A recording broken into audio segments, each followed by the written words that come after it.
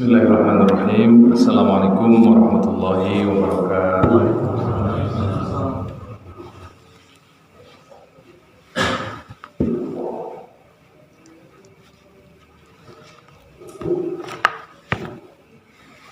Alhamdulillahirabbil alamin. Wassalatu wassalamu ala asyrafil mursalin sayyidina Muhammadin wa ala alihi wa sahbihi ajmain. Wa ba'du. Bapak-bapak, ibu-ibu, para remaja yang saya hormati,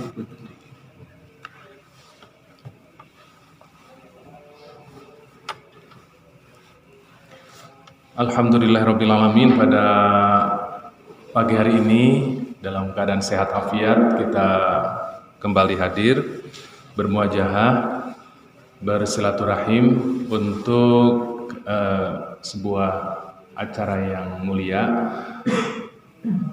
Saya sangat senang, bahagia karena ada satu hadis, khairukum man ta'allamal Qur'ana wa 'allamahu. Yang terbaik dari kalian itu yang belajar Al-Qur'an juga mengajarkan Al-Qur'an. Tentu ini adalah kesempatan agar kita sama-sama mendalami Al-Quran secara teks, juga secara konteks, secara tafsir. Melanjutkan materi minggu kemarin, hari ini insya Allah kita selesaikan surat Al-Fatihah dan kita masuk ke ayat ke-4 ya. Kita bersama-sama membaca Al-Fatihah. A'udzu billahi minasy syaithanir rajim. Bismillahirrahmanirrahim. Alhamdulillahi rabbil alamin. Ar-Rahmanir Rahim. Maliki yaumiddin. Iyyaka na'budu wa iyyaka nasta'in. Ihdinas siratal mustaqim. Siratal ladzina an'amta 'alaihim ghairil maghdubi 'alaihim waladdallin.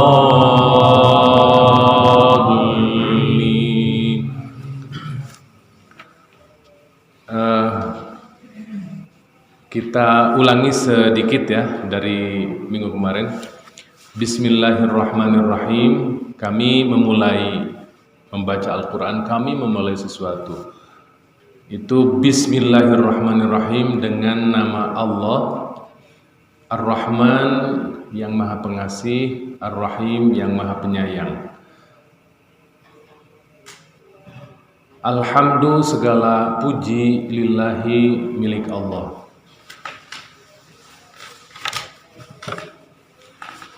Rabbil alamina, Allah yang memelihara segenap alam. Alhamdulillah, segala puji lillahi, milik Allah. Belum pas. Ini harus dekat itu. Alhamdulillah, segala puji lillahi, milik Allah. Segalanya milik Allah, Rabbil alamin, yang mencipta, memelihara, menjaga alam raya. Di mana alam ini para ulama ada yang mengatakan manusia, ada yang mengatakan seluruh makhluk yang berakal, yaitu manusia, malaikat, dan jin. Ada yang mengatakan yaitu dua makhluk saja, yaitu manusia dengan jin yang mendapatkan taklif. Taklif itu kewajiban melakukan aturan, ajaran-ajaran. Allah yang memelihara dan menjaga, mencipta, memelihara dan menjaga.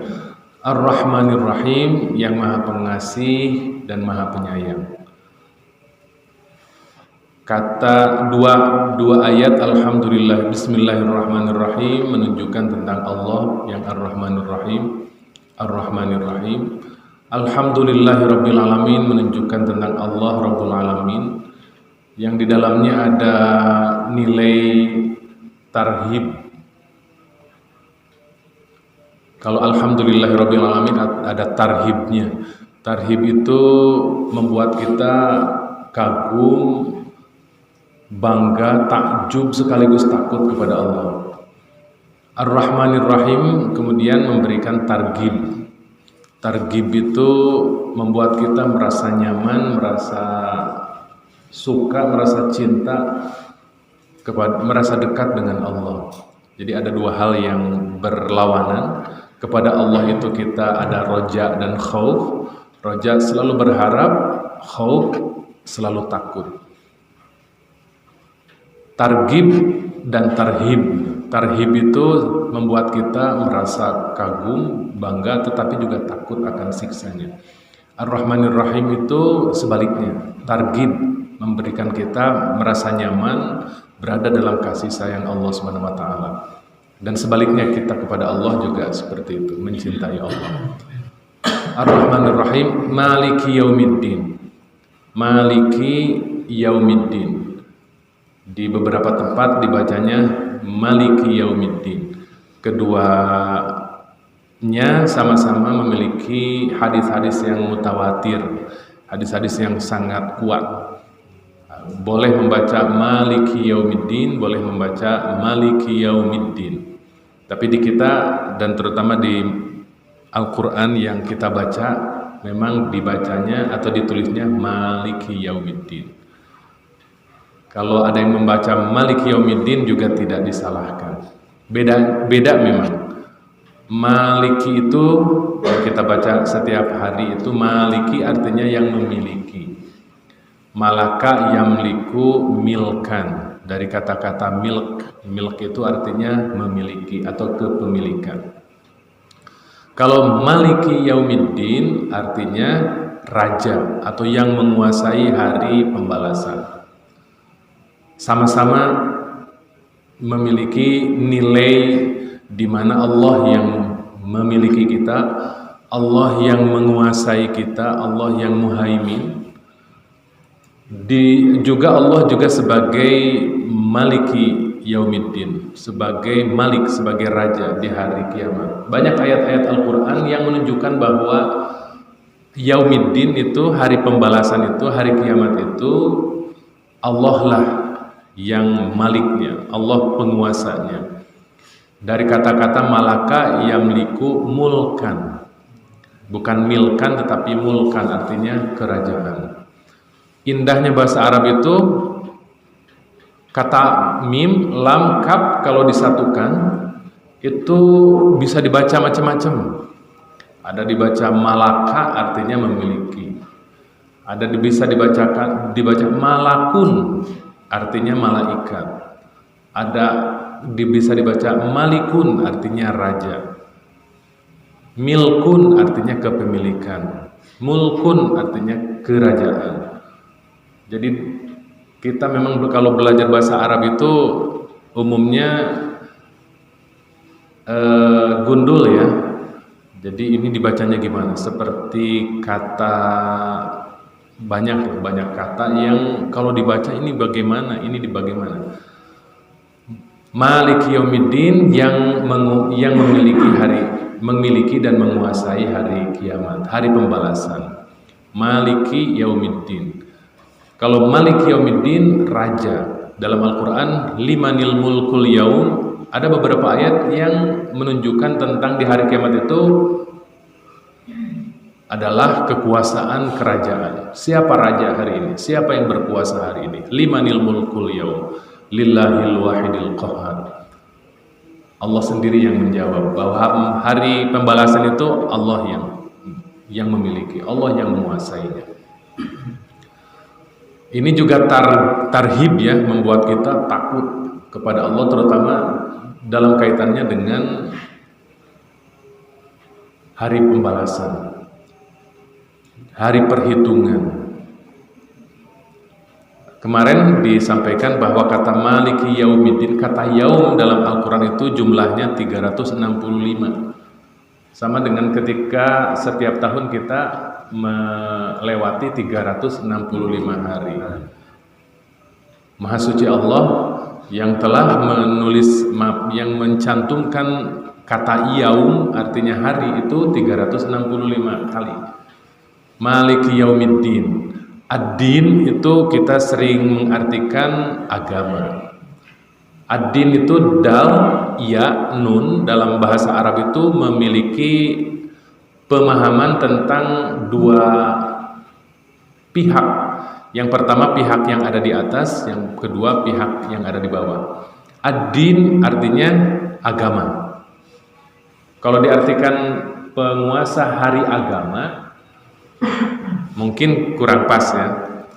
Tetapi antara agama adalah interaksi antara dua pihak, yaitu Allah dengan hambanya, Allah dengan manusia, Allah dengan jin. Bahkan dalam surat Ar-Rahman itu dijelaskan tentang bagaimana posisi jin juga mukallaf, jin juga ditaklif, jin juga akan masuk ke dalam satu di antara surga dan neraka.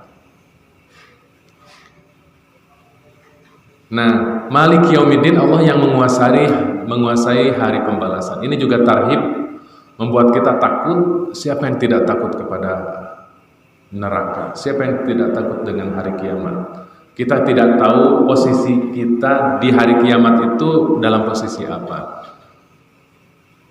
Karena memang ada pilihan ketiga ya, ada masuk ke dalam surga, ada masuk ke dalam neraka, nanti juga ada dalam Al-A'raf. Dalam Al-Quran ada surat Al-A'raf itu tempat di antara surga dan neraka, di mana manusia memiliki jumlah hitungan, mizan perhitungan yang sama antara kebaikan dan keburukannya. Nanti diperlihatkan surga, ingin segera ngajleng ke surga. Diperlihatkan walamma surifat absaruhum tilqa'a ashabin nar qalu rabbana la taj'alna ma'al qaumil zalimin. Diperlihatkan surga dan seperti itu. Nah, mudah-mudahan semuanya kita berada dalam ashabul yamin yang masuk ke dalam surga. Amin. Ya Allah ya Rabbal alamin. Dalam beberapa hadis disebutkan man kana yu'minu billahi wal yaumil akhir. Siapa yang percaya kepada Allah dan percaya kepada hari akhir. Jadi dua kepercayaan kita, dua keimanan kita kepada Allah dan kepada hari akhir itu kan rukun iman ada 6. Tapi di beberapa hadis itu dicukupkan dengan percaya kepada Allah, percaya kepada hari akhir. Maksudnya agar memang kita setiap langkah kita mengacu kepada tujuan akhir, yaitu kehidupan di akhirat. Kalau kita lagi senang-senangnya di dunia, kita lupa akhirat. Tapi ketika kita berada di masjid, berada di tempat-tempat yang berenergi ibadah seperti ini, ya bayangan kita, harapan kita, cita-cita kita adalah surganya Allah Subhanahu wa taala.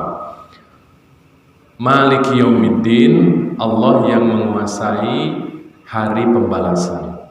Jadi kata-kata din ya tadi, dal, ya, nun itu bisa diartikan agama karena ada interaksi antara Allah di atas dan kita manusia di bawah.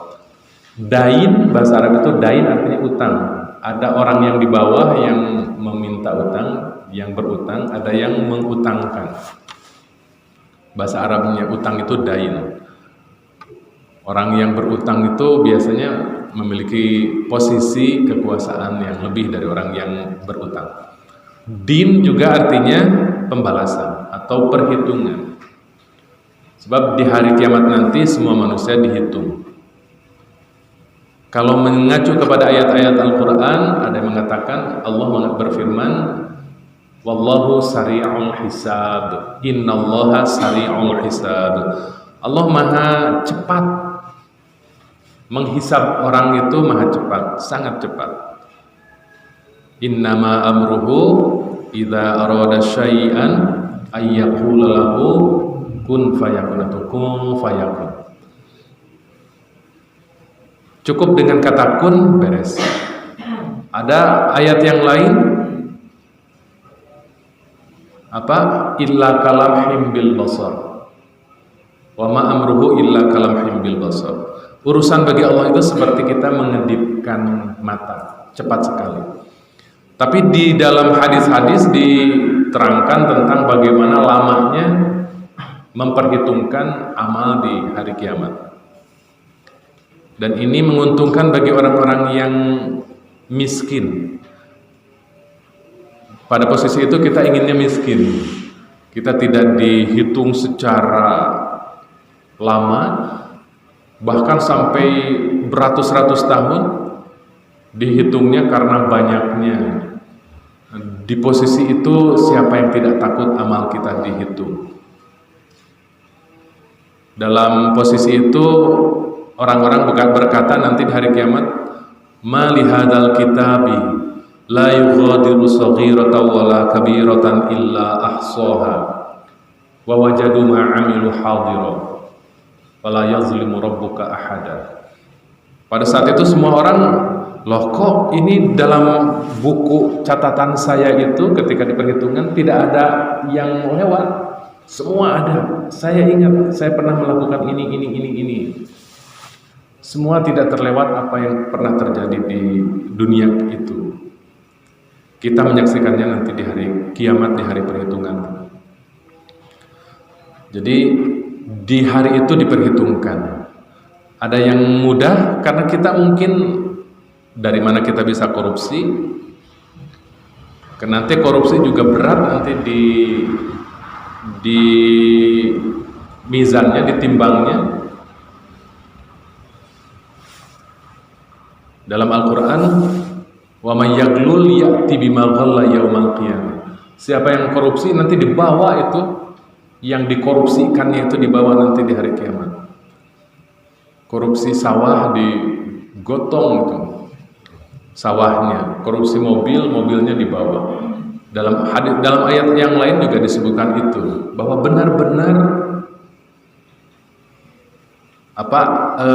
yang dibawa itu adalah fakta yang berbentuk barang sekaligus. Yang ada ayat wa asqala ma'a asqalihim. Jadi memang mereka dibebani bukan sekedar dengan kebaikan dan keburukan, tetapi dengan beban-beban yang nyata. Na'udzubillahi min dzalik. Orang yang kaya dengan transaksi yang lama, yang setiap hari, kemungkinan memang mereka yang mendapatkan perhitungan yang lama itu. Tetapi mudah-mudahan kita, kayanya kita, miskinnya kita, semuanya didapatkan dengan halal, didapatkan dengan bisa dipertanggungjawabkan di akhirat nanti. Nanti ada kajian tentang bagaimana kita memohonkan maaf, memohonkan ampun, bertaubat kepada Allah Subhanahu wa taala, di mana nanti catatan-catatan di buku itu sudah terhapus. Mudah-mudahan catatan-catatan negatif kita nanti bisa terhapus. Ada beberapa amalan yang bisa menghapus dosa-dosa kita. Ada catatannya tetapi sudah terhapus. Dalam Al-Qur'an, dalam salah satu Asmaul Husna ada namanya Al-Afu. Al-Afu itu Allah Maha menerima taubat, dan Allah Maha Afa Ya'fu artinya menghapus dosa-dosa kita.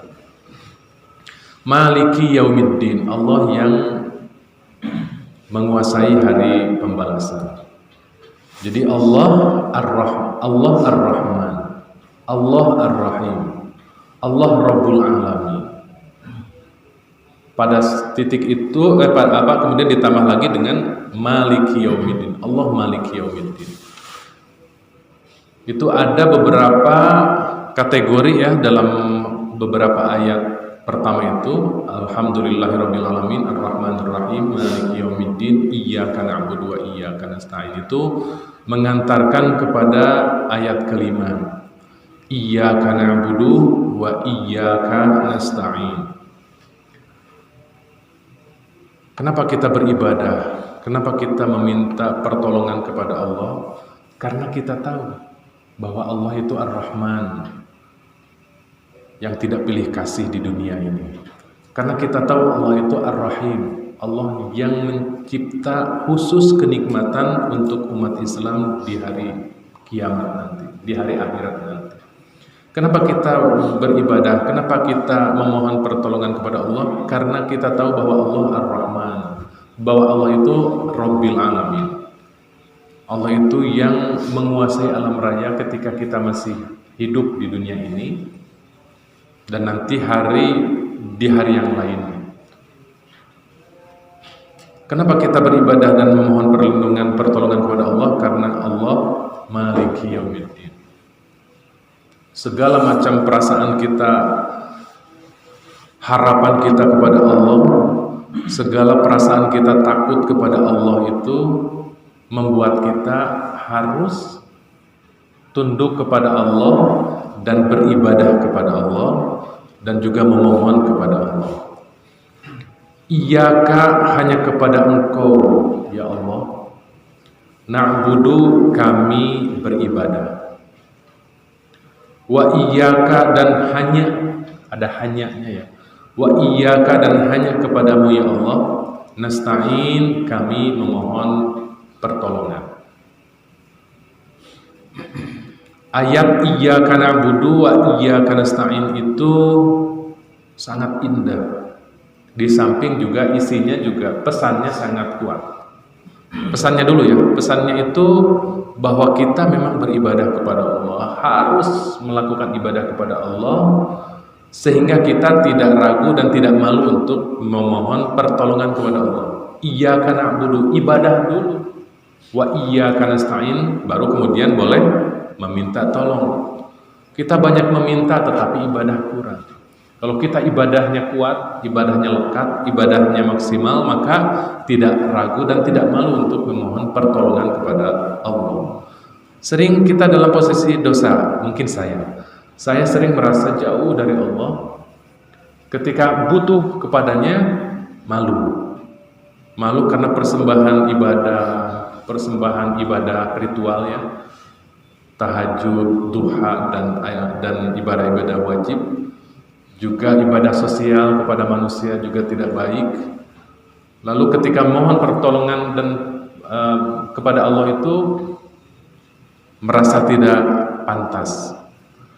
Maka ayat ini berkenaan dengan ibadah kita kepada Allah dan permohonan kita kepada Allah. Itu pesannya. Tapi keindahan dari kata-katanya juga luar biasa. Pertama, dalam bahasa Indonesia kan ada orang pertama, orang kedua, orang ketiga. Orang pertama itu saya, orang kedua kamu, orang ketiga dia, dalam bahasa Indonesia itu. Nah, yang diobrolkan, yang diungkapkan dalam ayat pertama, kedua, ketiga, keempat itu adalah tentang dia. Dialah Allah Ar-Rahmanir Rahim. Dialah Allah yang Rabbul Alamin. Dialah Allah Ar-Rahmanir Rahim. Dialah Allah yang Maliki Yaumiddin. Dia. Lalu kemudian jadi berubah menjadi Engkau. Iyyaka, hanya kepada Engkau.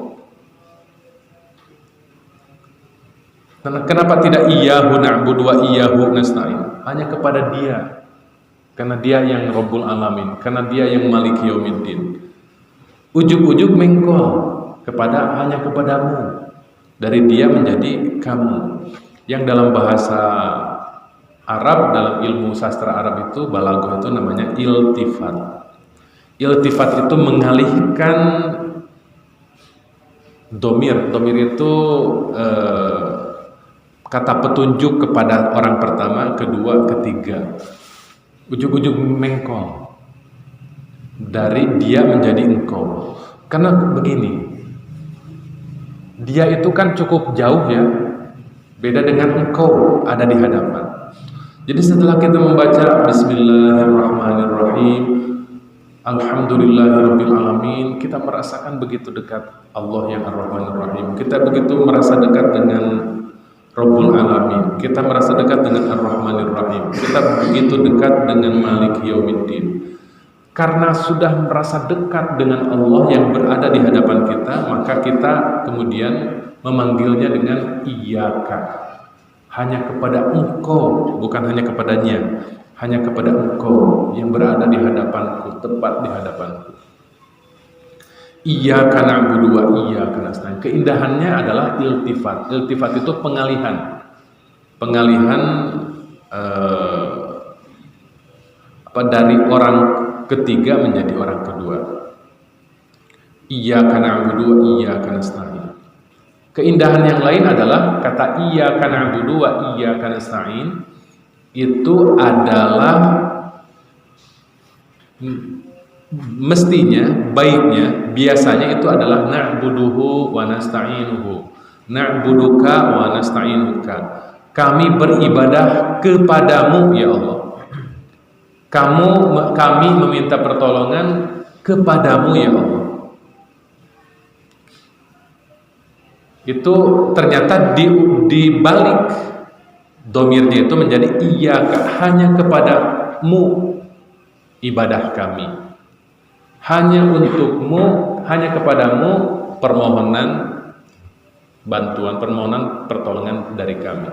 Hanya kepadamu diawalkan, bukan kami beribadah kepadamu, kami meminta pertolongan kepadamu. Itu kan yang bahasa kita. Tetapi kita mendahulukan kepadamu dulu. Hanya kepadamu didahulukan kami beribadah. Hanya kepadamu didahulukan kami memohon pertolongan. Beda enggak? Dalam bahasa Indonesia tidak ada kajian seperti itu. Yang dalam bahasa sastra Arab itu namanya qasr. Qasr itu pemfokusan. Fokus dulu. Oke, kita sedikit ya Pak Bu belajar bahasa Arab.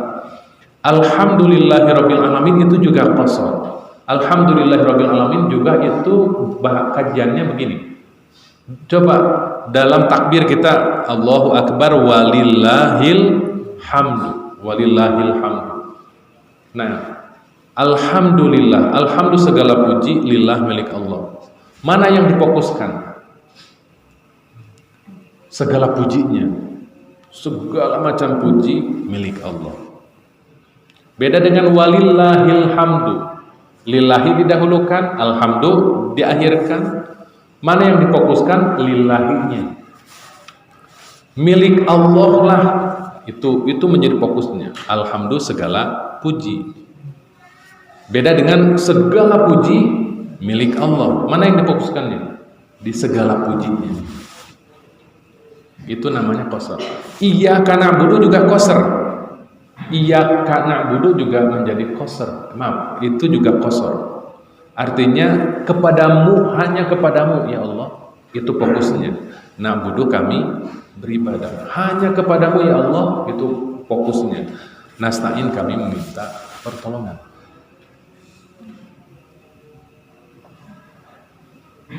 La ilaha illallah juga itu qasr. Biasanya la ada kata, illa ada kata. Itu biasanya yang difokuskan itu setelah illahnya. La ilaha illallah.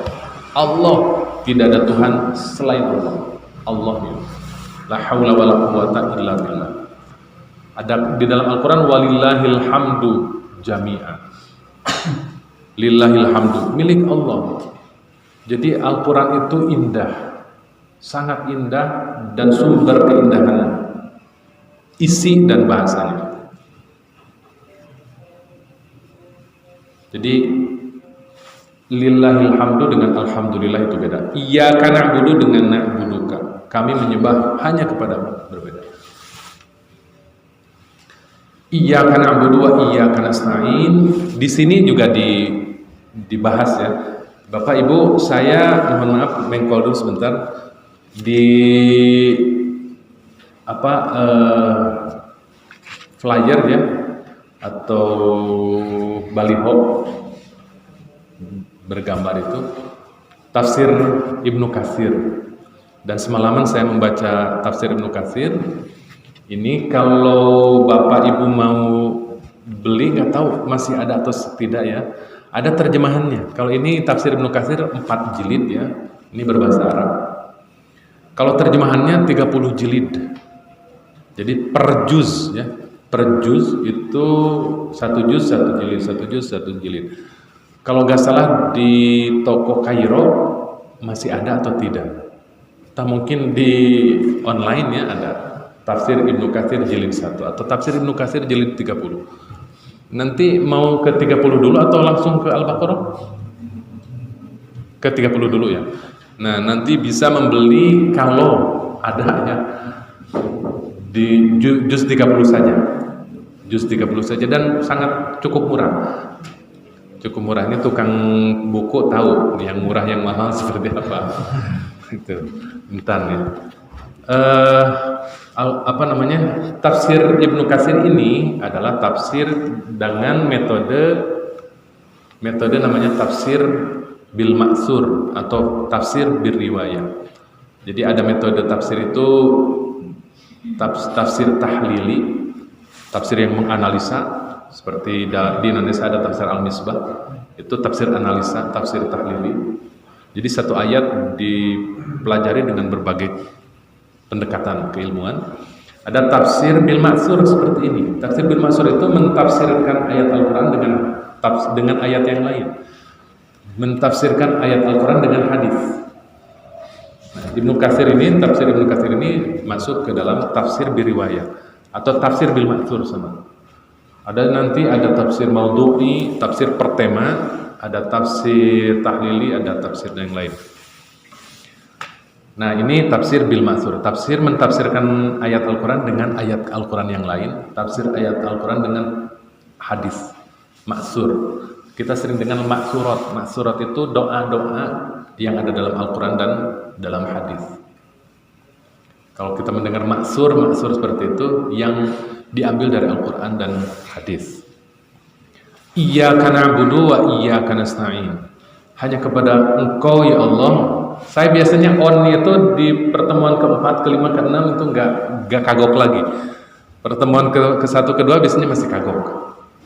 Mohon minta izin ya, kalau hari ini masih banyak habitu kadia, insya Allah di pertemuan keempat, kelima itu sudah fokus.